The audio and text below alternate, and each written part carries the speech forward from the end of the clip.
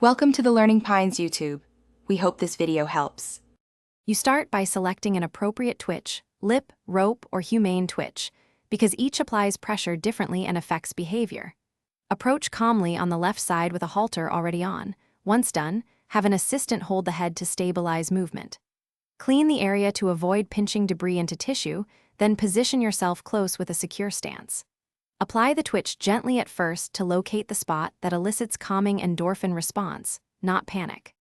You now loop or place the twitch over the top lip or lip fold and close it until it's snug. This creates focused pressure that encourages endorphin release. Once in place, rotate or maintain a steady hold using your wrist. Avoid jerky motions. Make sure the twitch stays secure but not so tight it cuts off circulation. As you work, watch ears, eyes, and swallowing to judge stress levels and make incremental adjustments. If the horse relaxes, keep pressure steady for the necessary window.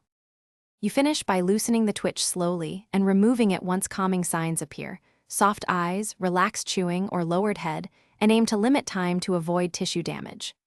After release, soothe the horse with gentle strokes and offer water.